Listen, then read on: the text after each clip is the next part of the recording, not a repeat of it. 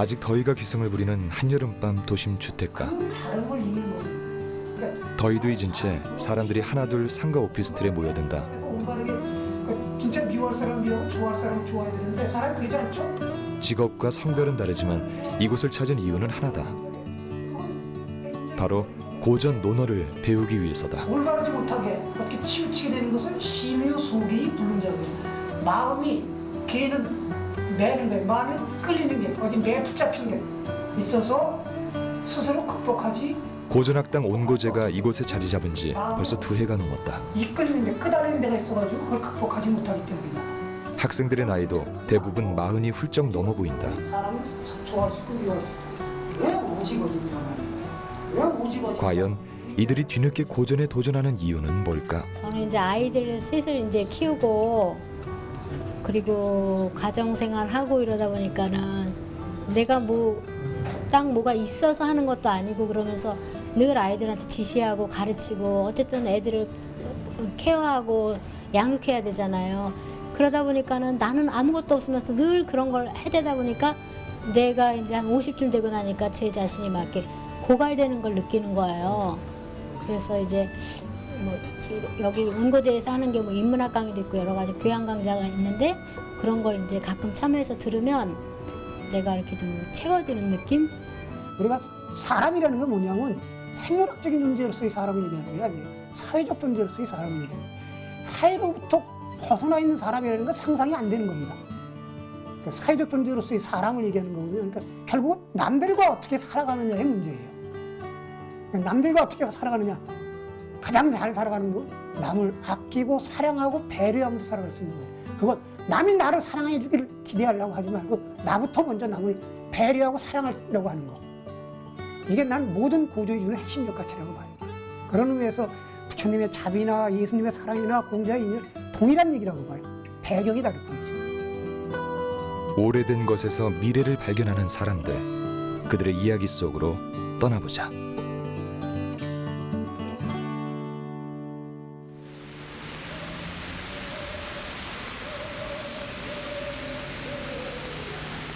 우리나라 근현대사의 애환을 담고 있는 옛 서울역. 2004년 KTX의 등장과 함께 역사 속으로 사라진 옛 서울역이 최근 문화역 서울 284란 이름으로 우리 앞에 모습을 드러냈다. 서울역 100년의 역사는 그야말로 우리 근현대사의 족적과 궤를 같이 한다.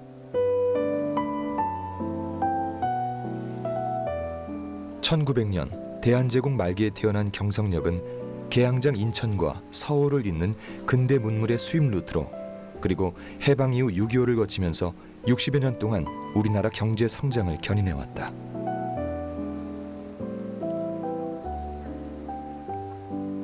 마침내 2004년 KT 역사가 새롭게 등장하면서 옛 서울역은 한 시대의 소임을 다하고 역사 속으로 사라졌다. 이후 서울시는 서울 역사의 활용 방안을 놓고 다양한 경로로 시민들의 의견을 수렴했고 드디어 지난 3월 복합문화공간으로 개장한 것이다. 개장 이후 다양한 공연과 전시들이 이곳 문화서울역 284에서 진행됐고 사용자들의 반응도 의외로 좋다. 불편하게만 느껴졌던 낡고 오래된 철도 역사 건축물이 이야기와 문화의 옷을 입고 새롭게 우리 앞에 나타난 거다. 네, 1925년도에 구서울 역사가 준공이 됐고요.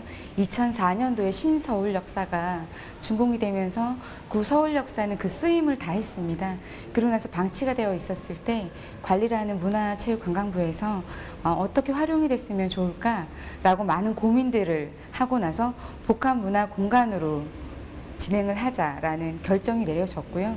작년 8월 9일 날 가 오픈이 시작이 돼서 6개월 동안 실험적이고 대안적인 전시, 공연, 모든 활동들이 진행을 하고 나서 올해 4월 2일 날 정식 개관을 하게 됐습니다. 지상 2층, 지하 1층 규모의 서울 역사가 지금의 모습을 갖춘 건 1925년.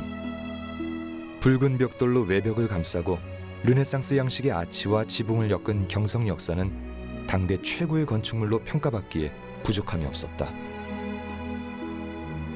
서울 역사 원형 복원 작업은 지난 2007년 9월 시작해 작년 8월 완공까지 4년여의 시간이 소요됐다. 복원의 원칙은 물리적으로는 1925년 서울역사 준공 당시의 모습으로, 그리고 내용적으로는 서울역과 함께한 우리네 삶의 기억을 담아내는 방향으로 진행됐다.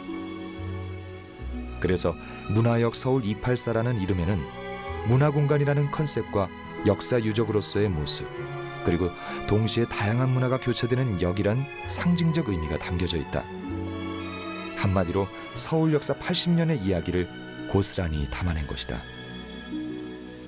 복원을 하면서 중점을 둔 부분으로는요, 첫 번째로 1925년도 준공 당시의 모습으로의 원형을 복원하자라는 것이었고요. 두 번째로는 함께 했었던 근대적인 현대적 그 시기에서 함께 했었던 시민들의 그 추억을 나눠보자라는 것이었습니다. 그래서 복원된 공간에서 누릴 수 있는 전시, 공연, 강연, 모든 것들이 이곳에서 녹아나면서 함께 역사를 공유하는 그런 데 초점을 맞춰주게 될 것 같습니다. 철원 평야가 한눈에 내려다 보이는 강원도 철원 DMZ 접경지역.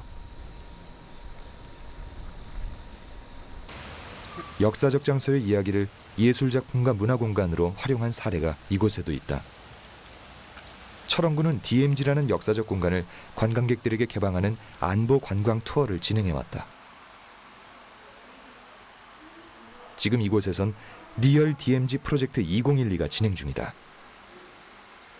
전 세계 유일한 분단국가 대한민국, 그리고 전쟁의 종전이 아닌 휴전을 의미하는 비무장지대.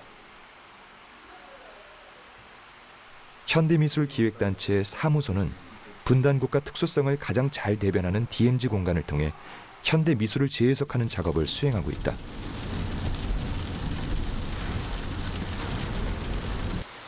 리얼 DMZ 프로젝트에는 국내와 해외 작가 11명이 참가하고 있는데, 우리나라에선 노순택, 황세준, 김량, 김실비, 이주영이, 그리고 해외에선 아망디 페노, 디르크 플라이슈만, 프랑스와 마자브로, 사이먼 몰리, 니콜라스 펠처 등이 참여하고 있다.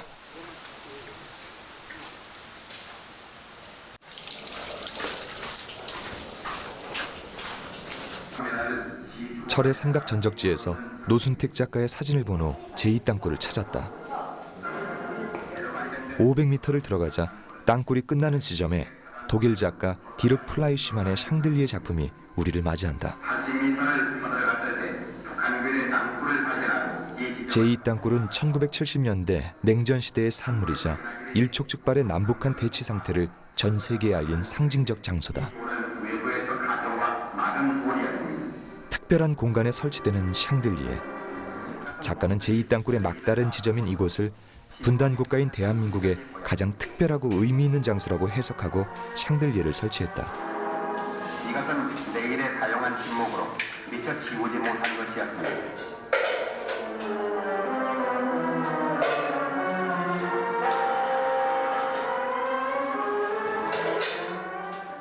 DMZ라 함은 이제 여러 가지 이미지, 여러 가지 이야기들이 이제 떠오르는 곳입니다. 그래서 역사적으로도 굉장히 많은 이야기들이 있고 많은 사건들이 있었고요. 그리고 현재는 그 DMZ 지역에 살고 있는 거주민들의 이야기도 있을 것이고, 또 오랫동안 사람들의 발길이 닿지 않았기 때문에 굉장히 자연적인 생태 환경도 보존이 잘 되어 있어서 또 그것 또한 또 새롭게 접근할 만한 충분한 주제가 된다고 생각합니다. 그래서 다양한 이슈들을 둘러싸고 있는 곳인데요. 그런 것들을 동시대 작가들의 작업을 통해서 좀 새롭게 조명을 해보고자 하는 의도에서 기획이 된 전시이고요. 우리가 그 첫 전시로 DMZ는 이제 한국의 그 북한과 남한을 가로지르는, 동서간을 가로지르는 아주 기다란 띠인데, 그 중에서 저희는 강원도 철원 지역, 강원도 철원은 남북의 중심이기도 하지만 동서의 중심인 그런 지역이라고 합니다. 그래서 그 철원 지역에 있는 DMZ 접경 지역을 중심으로 전시가 이루어지고요. DMZ가 내려다 보이는 철원 평화전망대. DMZ는 군사 분계선을 중심으로 남북한 각각 2km 지역을 말한다. 남북으로 4km, 동서로 248km인 DMZ는 1953년 7월 휴전협정이 체결되면서 한반도 군사적 완충지대의 역할을 하고 있다. 사진작가 노순택은 사진 촬영이 허락되지 않는 이곳을 주목한다. 눈으로 바라볼 수밖에 없는 DMZ. 그런 뒷모습을 놓치지 않는다.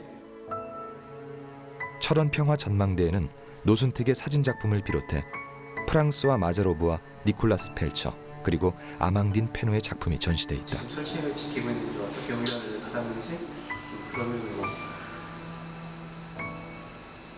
특히 프랑스 작가 아망딘 페노는 남한 지역 군대 60%가 주둔해 있는 이곳 DMZ에서 긴장의 일상을 보내는 한국의 젊은 군인들의 모습을 실감나게 카메라에 담았다.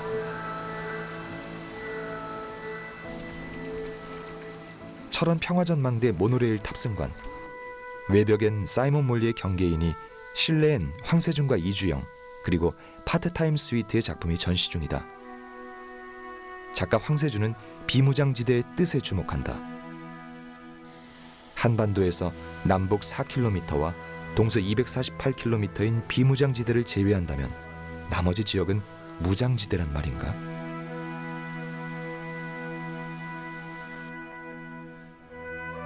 DMZ에서 우리는 무엇을 보는가? 마주치는 표지판에 담긴 정보들은 머릿속에서 하나의 풍경으로 엮이는 그리드를 만들어낸다. 작가 디르크 플라이시망은 DMZ에서 만나는 표지판 글귀들을 전망대 모노레일 유리창에 적어두고 DMZ 풍경과 새로운 관계 설정을 시도한다.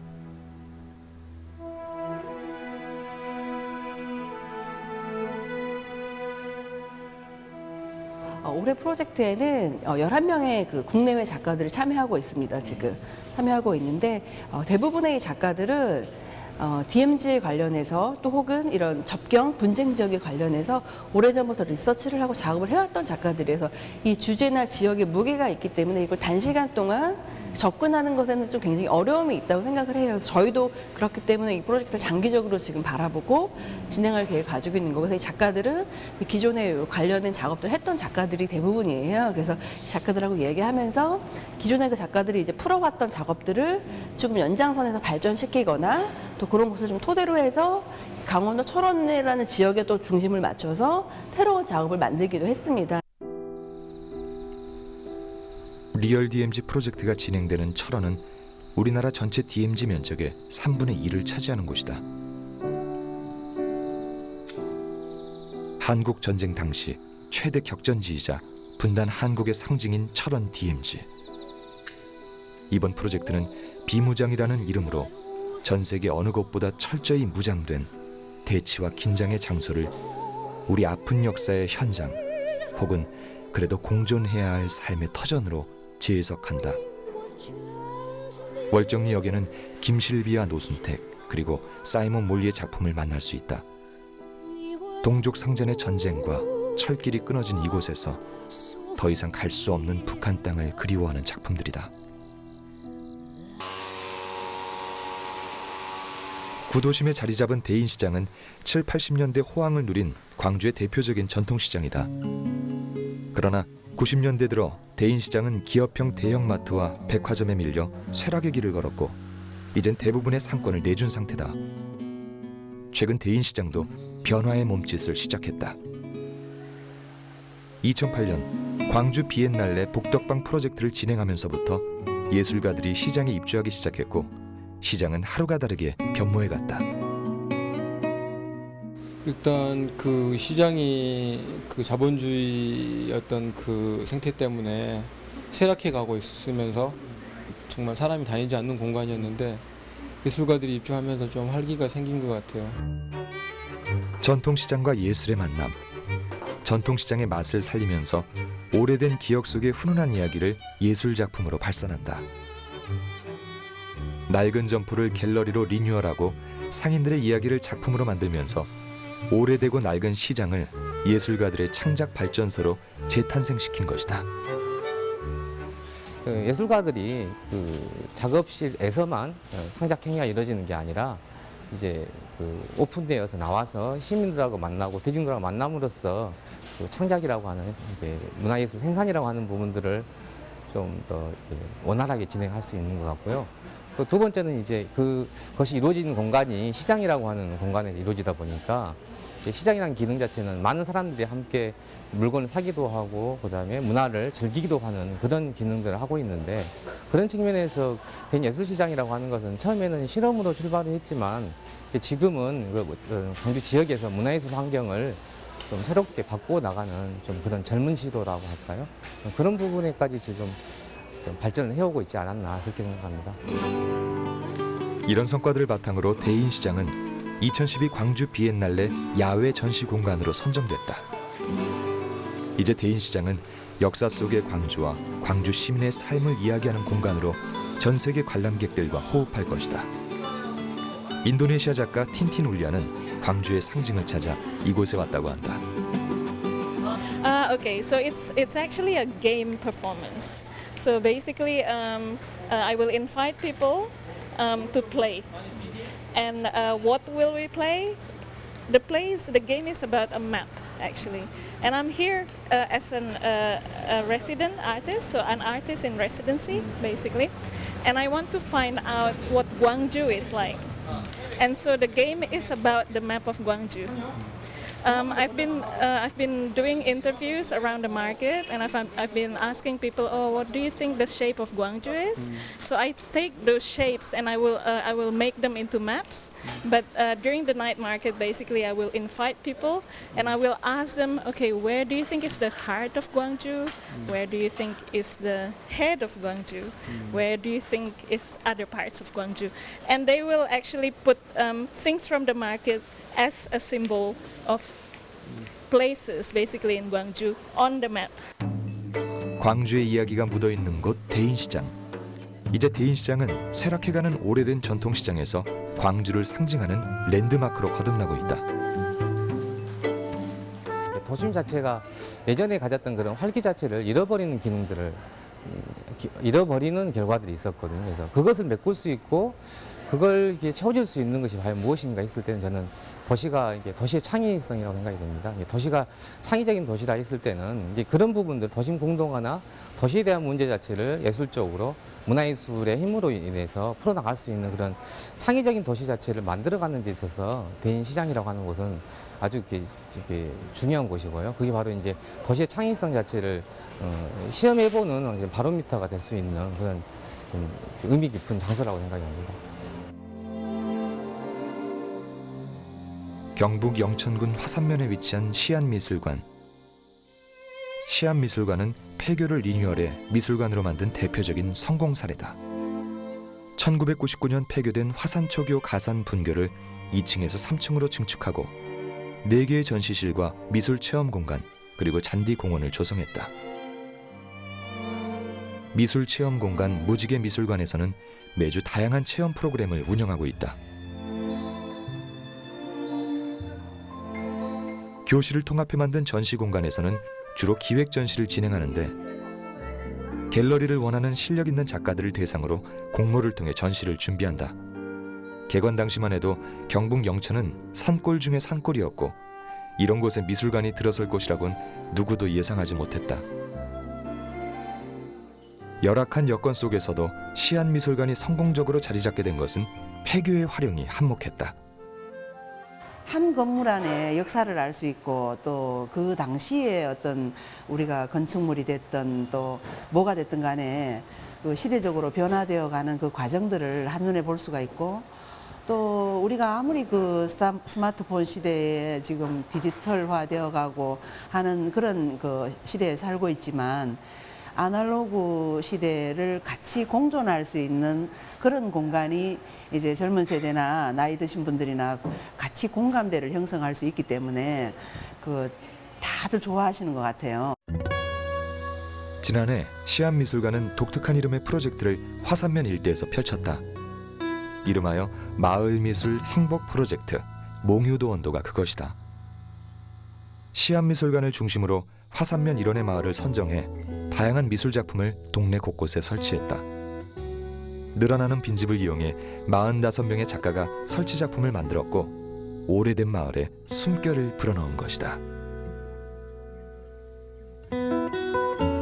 관람객들은 5개의 길을 따라 걷거나 자전거를 타면서 다양한 갤러리와 마을사 박물관 그리고 바람의 카페 등을 체험하게 된다.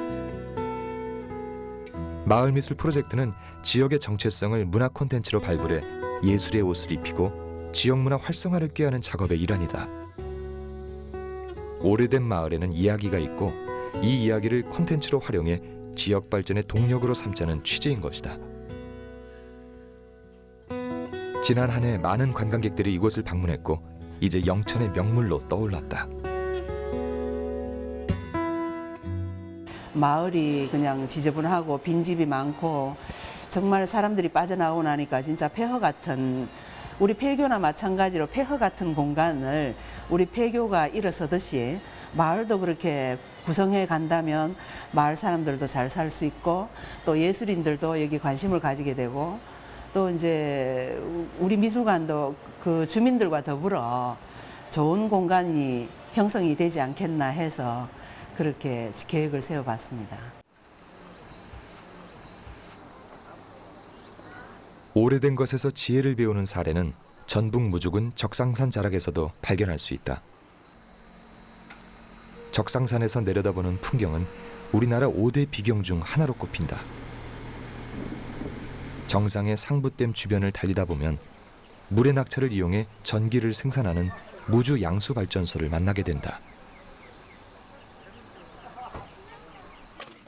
이곳은 양수발전소의 조합 수조이자 덕유산과 무주호를 한눈에 내려다볼 수 있는 적상산 전망대로 양수발전소에 대한 자세한 설명이 덧붙여 있다.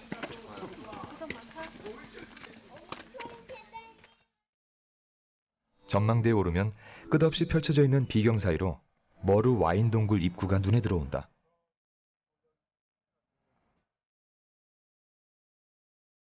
적상산 중턱 해발 450m 지점에 자리한 무주 머루 와인 동굴. 이곳은 원래 양수발전소 공사를 위해 뚫은 작업 터널이었다. 1995년 발전소 완공 후 폐쇄됐던 것을 2005년 무주군이 이 지역 특산품인 무주 머루와인 보관소로 활용하면서 현재의 모습을 갖췄다.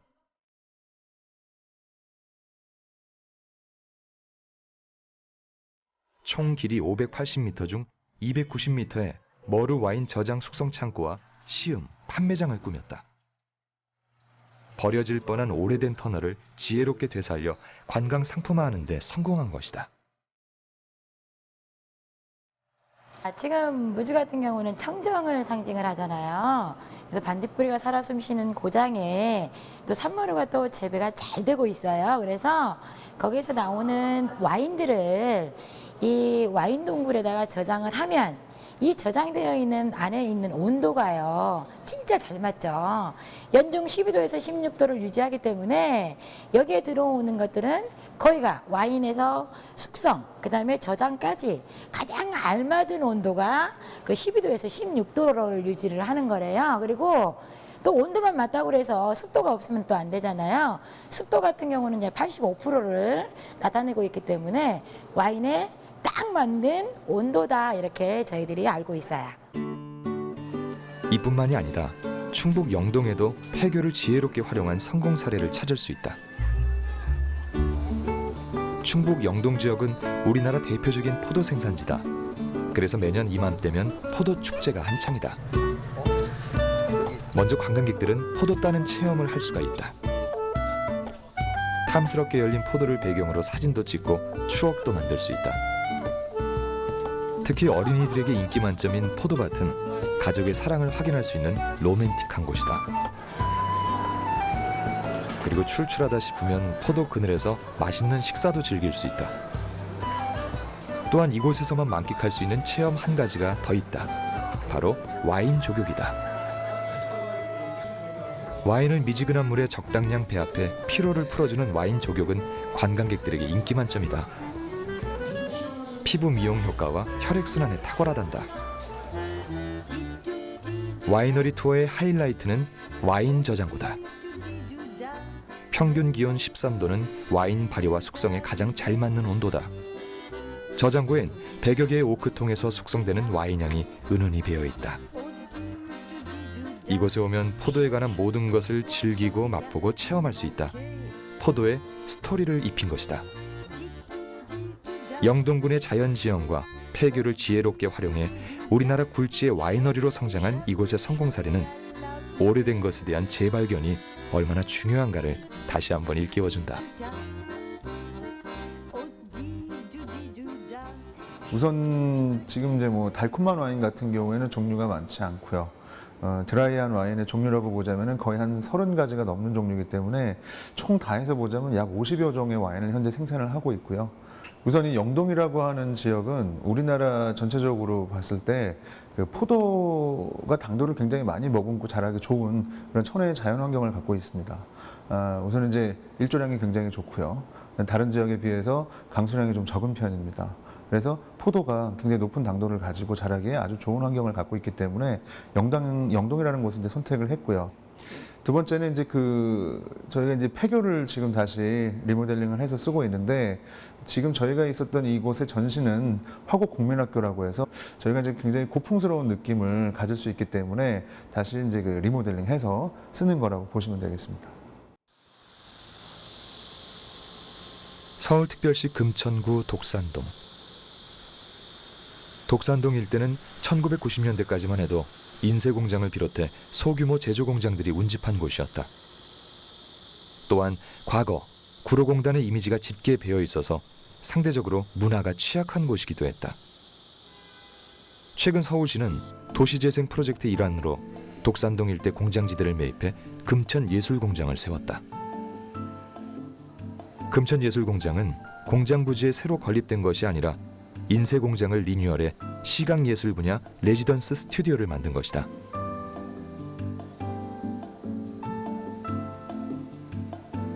이런 결정의 배경에는 금천예술공장 이름에서도 알 수 있듯이 공장지대였던 금천구의 역사성을 살리면서 주민들과 예술로 소통하고자 하는 취지에서다.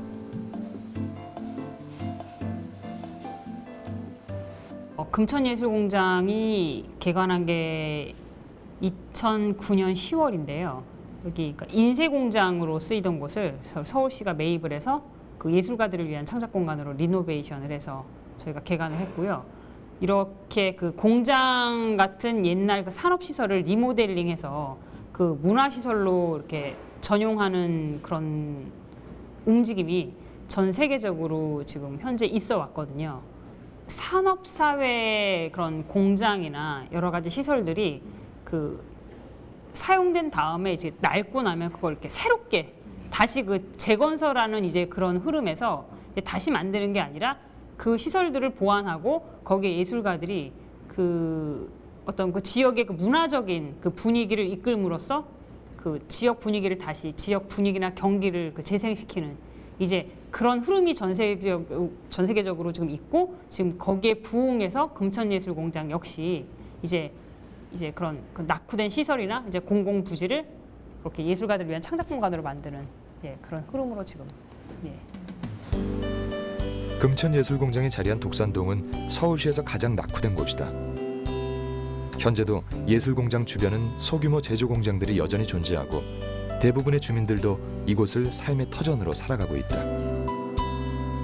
금천예술공장은 이런 동네에 문화의 씨를 뿌려보자는 취지가 강하다. 주민들과 끊임없는 소통을 통해 금천 문화 공동체를 만드는 것이 1차 목표다.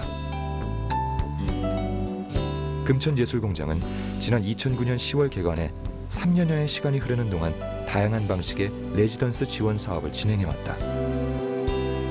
예술로서는 커뮤니티 아트 분야의 장르 간 융합을 시도했고, 작가 레지던스도 국내뿐만 아니라 국외 작가까지 폭을 넓혔으며 1년 단위의 입주 방식에서 탈피해 프로젝트에 따라 다양한 입주 기간을 제시하고 있다. 이곳에 입주한 김병규 작가도 금천예술공장을 누구보다도 사랑한다. 입주해 있는 세계 여러 나라 작가들과 다양한 의견을 교환할 수 있기 때문이다.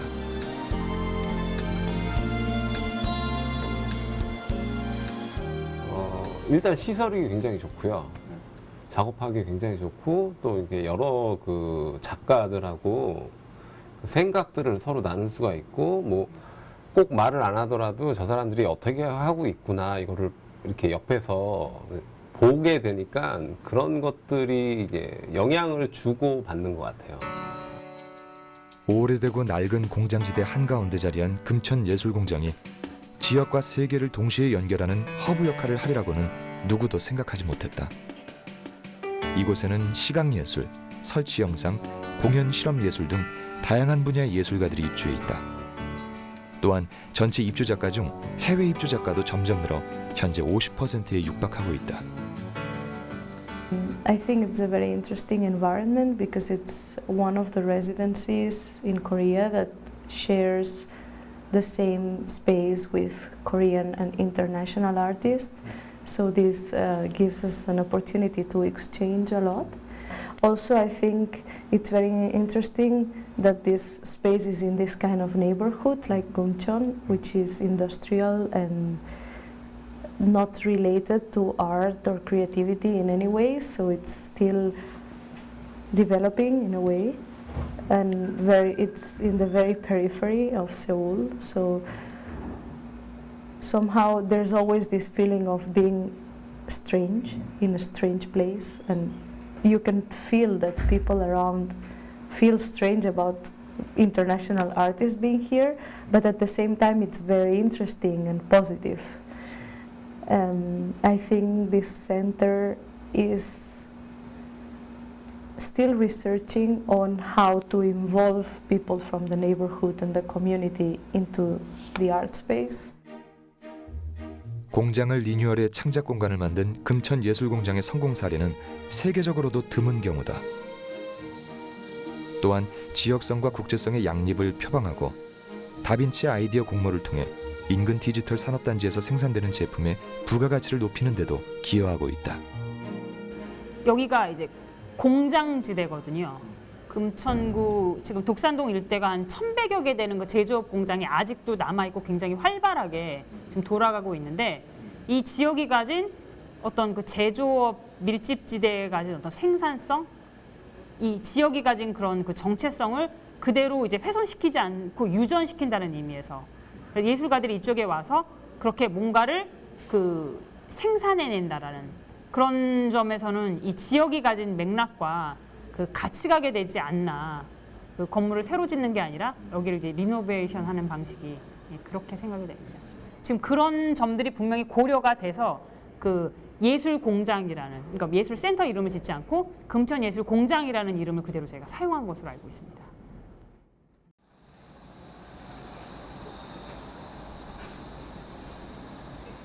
인천항은 1876년 강화도 조약 예전에는 이 인천이 아무래도 하역사, 그러니까 개항장, 항구가 있던 도시라서 그 하역 일을 하시던 사람들이 이 1층은 점포였었고 2, 3층은 주택으로 사용했던 하역사 건물입니다. 그러니까 이제 요즘 말로 하면은 점포주택이라고 할 수 있죠.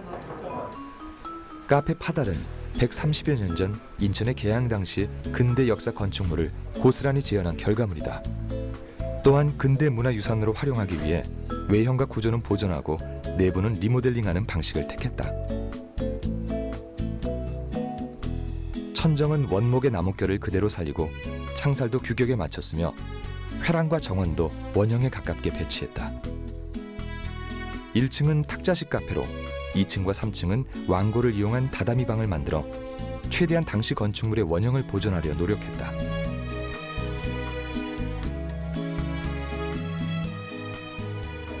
아무래도 근대문화유산을 지금 현재 보존하지 않으면 후손들한테 또 우리 모습을 보여줄 수가 없을 것 같아요. 그리고 일제잔재라는 이유로 자꾸 부수고만 하는데 역사는 부끄러워도 우리 역사거든요.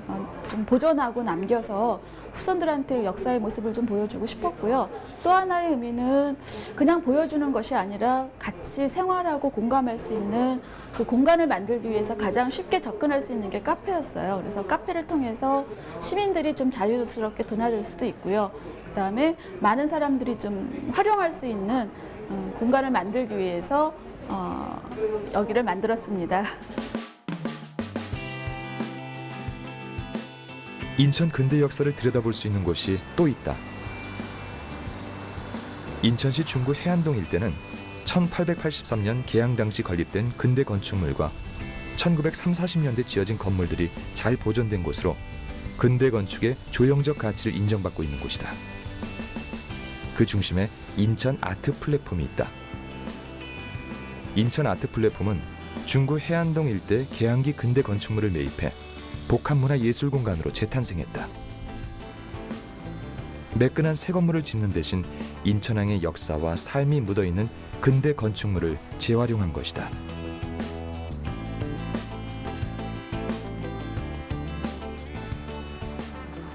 저희 인천 아트 플랫폼은 그때 계양기에 만들어진 그 건대 건축물들을 활용해서 새로운 그 예술 창작 공간으로 만들어낸 곳입니다. 저희가 갖고 있는 건물들 중에는 1883년부터 지어진 그 일본 우선 주식회사부터 이 20세기 초반에 그 물류 창고들이 많이 있습니다. 그래서 총 13개의 그 다양한 건물들을 이제 양쪽이 마주보는 스트리트형 뮤지엄으로 만들어서 지금은 레지던시와 그 창작 활동을 하는 공간, 그리고 전시 공간, 공연 공간 이렇게 해서 복합문화예술 공간으로 활용하고 있습니다.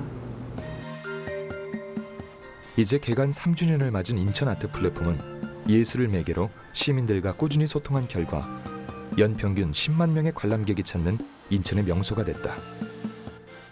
지금 인천 아트 플랫폼에서는 페스티벌이 한창인데 3년간 이곳을 거쳐간 41팀의 예술작품이 전시돼 있고 특별 공연도 관객을 기다리고 있다. 또한 아트 플랫폼은 지역 예술기관에 안주하지 않고 국제 교류 사업에도 적극적으로 참여하고 있다. 레지던스 작가들의 해외 전시를 추진하고 있고 해외 유력 큐레이터를 초빙해 워크숍을 진행 중이다.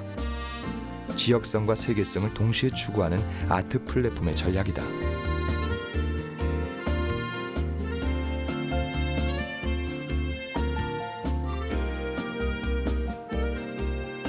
(100년) 된 거리와 (60년) 된 건물, 그리고 최신식 카페까지 옛것과 새것이 섞여 있는 이곳은 작가들에게는 근대 문화의 흔적으로 영감을 줄 뿐만 아니라 일반 관람객들에게는 과거의 향수를 자극하는 아주 특별한 공간이다.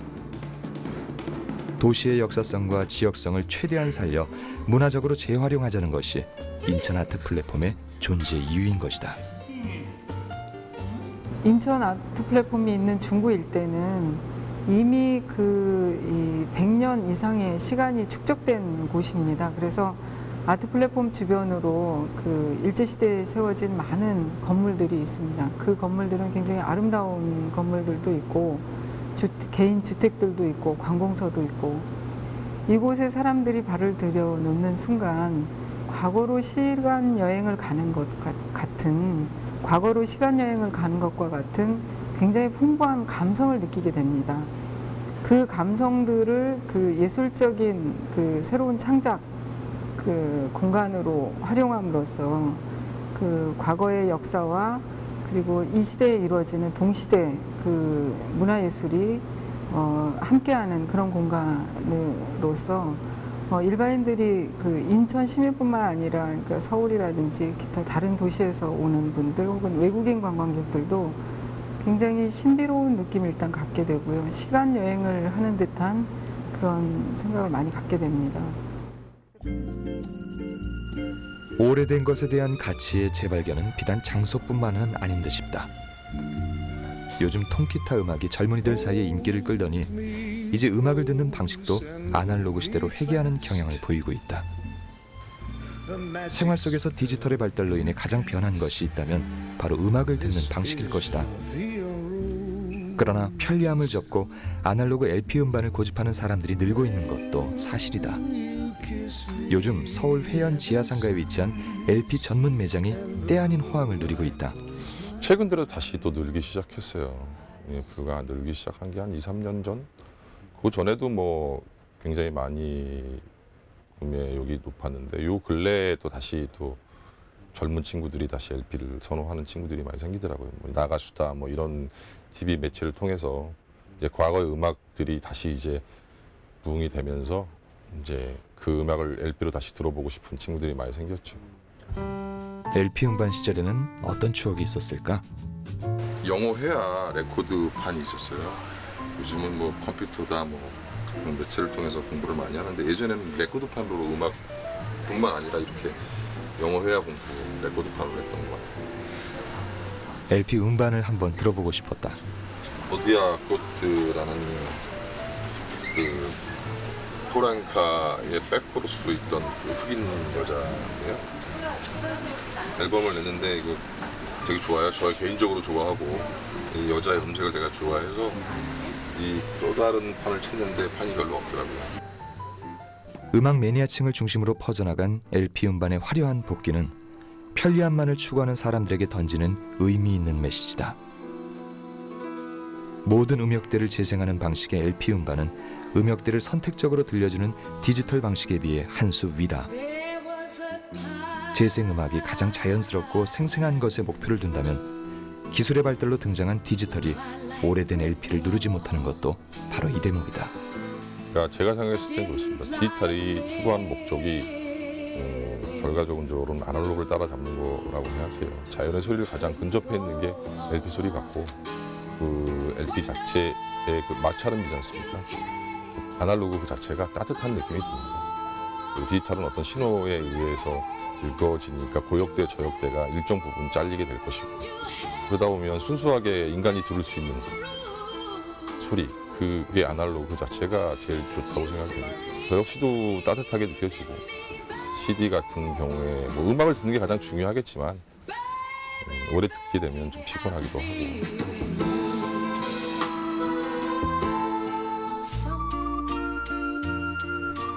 90년대 이후 CD 등장과 함께 사라졌던 LP 음반 공장이 경기도 김포에 새롭게 문을 열었다. 그만큼 요즘 수요가 늘고 있다는 반증일 것이다. 요즘 이 공장에서는 패티김 50주년 기념 음반 제작이 한창이다. 과거 영세한 제작 방식을 탈피해 자동 생산 시스템을 갖춘 이 공장은 하루에 수천 장의 음반 생산이 가능하다. 그 덕분에 우리나라뿐만 아니라 대만과 일본에서도 주문이 쇄도하고 있다. 그러나 LP 제작 방식은 디지털에 비해 상당히 복잡하다.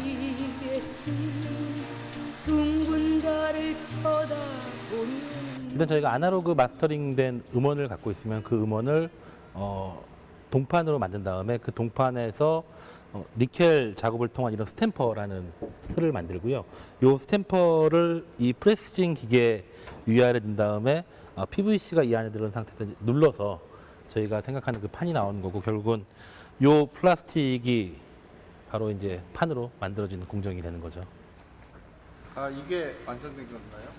네, 이게 얼마 전에 그 납품했던 완성된 패티김 선생님의 LP이고요. 지금 아시아에선 유일하게 저희가 이런 칼라 LP판을 만들 수가 있고 지금 일본에 있는 공장은 오로지 검정색만 만들고 있었는데 저희는 K-팝 열풍에 입어서 저희 아티스트들이 많이 나가고 있고 또 아이돌들에게 맞춰서 빨주노초 파남보 같은 칼라 LP를 제작을 하고 또 여기 굉장히 많은 것들을 또 디자인들을 넣어서 새로운 상품으로 개발하기 위해서 이렇게 칼라 PVC를 별도 개발을 했습니다. 90년대 들어서면서 LP 음반은 듣는 절차의 번거로움 때문에 CD의 자리를 내줬다. 당시 편리함을 쫓는 소비자들에게 LP는 재생의 불편함이 많은 음반이었다. 그러나 이제 저가의 포터블 턴테이블이 선보이면서 LP 음반을 야외에서도 자유롭게 듣게 된 것이다. 또한 듣는 행위에 대한 고객들의 관심이 높아졌다. 디지털 음악은 편리해서 아무나 듣는 음악이지만 LP 음반은 나만을 위한 특별한 음악이라는 생각이다. 지금 20대들은 아마 한 번도 경험하거나 들어보지 못한 그런 소리가 될 것 같습니다. 예전에 90년대 LP에서 CD로 넘어왔을 때 CD의 소리를 듣고서 굉장히 이렇게 소리가 깨끗하고 맑을 수 있구나라는 느낌을 받았던 저희 세대가 지금 역으로 생각하면 젊은 세대들은 이런 또 다른 소리의 매력이 있을 거다라는 걸 느낄 거고요.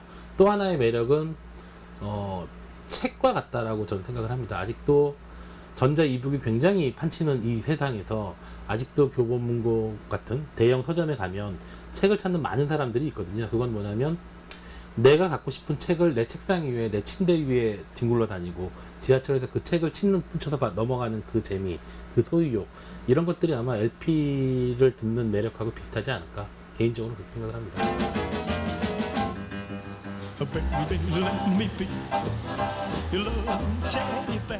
최근 LP 음반의 부활에 힘입어 고객들의 사랑을 받고 있는 서울 당산동의 DJ 음악다방을 찾았다.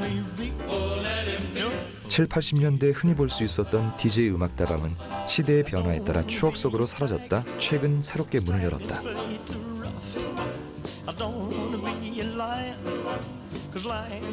내부에 들어서자 벽면을 가득 메운 수천 장의 LP 음반이 음악다방의 분위기를 한껏 띄운다. 네, 김덕윤 씨와 함께 고르바시안을 활동했던 임재범 DJ는 70년대 그때 그 목소리로 고객들을 맞이하고 고객들은 오랜만에 신청해서 듣는 아날로그 음악에 푹 젖어든다. 듣고 싶은 곡을 종이에 적어 신청하고 우리의 영원한 오빠 DJ는 즉석에서 음반을 찾아 틀어주는 추억의 장소 DJ 음악다방.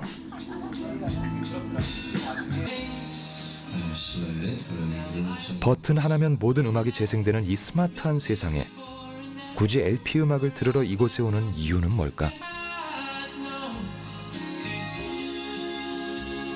그건 바로 LP 음반이 갖는 젊은 날의 추억과 이야기, 그리고 아날로그의 친근함과 편안함일 것이다.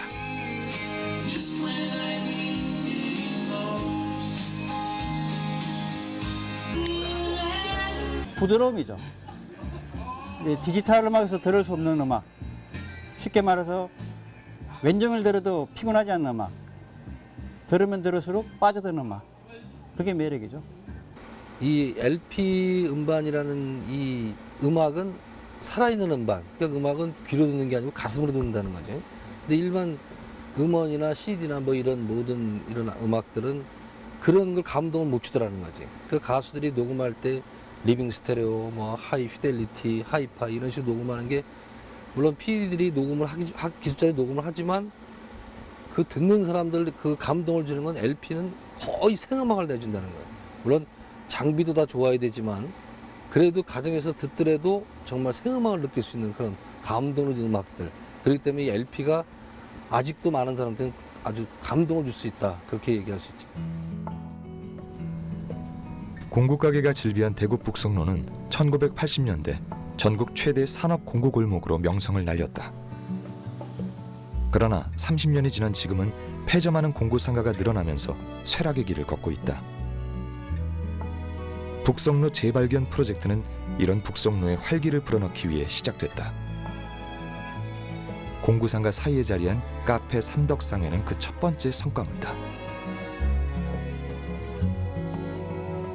1930년대 건립된 낡고 허름한 일본식 목조 건물을 대구 지역 건축가와 미술가들이 힘을 합쳐 카페로 재탄생시킨 것이다.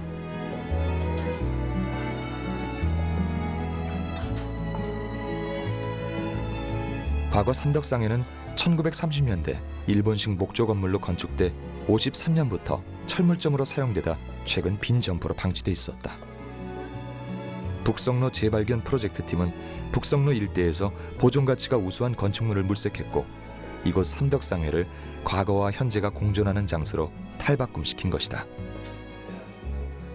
수많은 시대적 시대적 사건들이 오가면서도 아직까지 지키고 있는 하나의 역사죠. 이 집에서 일어나는 일상적인 역사를 보여주고 싶었는데 그 이제 보여줌에 있어서 가장 쉽게 사람들이 접할 수 있는 커피라는 문화를 도입한 그렇게. 문을 열자 앤티크한 분위기 덕에 젊은이들의 발길이 이어졌고 삭막한 공구거리 북성로의 명소로 자리 잡았다. 이제 카페 삼덕상에는 북성로 100년 역사와 삶의 이야기를 간직한 채 손님들을 맞을 것이다. 또한 이 지역 문화발전소로 오래된 것과 현대적인 것의 지혜로운 만남을 통해 우리가 꿈꾸는 미래 사회를 보여줄 것이다. 오래된 것에 대한 가치는 한 단어로 표현하자면 스토리인 것 같습니다. 그러니까 예를 들어서 삼덕상에 이제 땅에 건물을 지었다면 그 건물에는 아무런 스토리가 담기지 않았지만 이 삼덕상에는 1905년부터 시작된 100년간의 스토리가 담겨있기 때문에 이것을 사람들이 꼭 귀로 듣고 눈으로 보는 것이 아니라 몸으로 느끼기 위해서 찾아오는 것 같거든요. 그래서 이제 오래된 것에 대한 것들은 모든 게 하나하나에 스토리가 담겨 있어서 요즘 사람들이 많이 찾지 않나 이런 생각을 해요.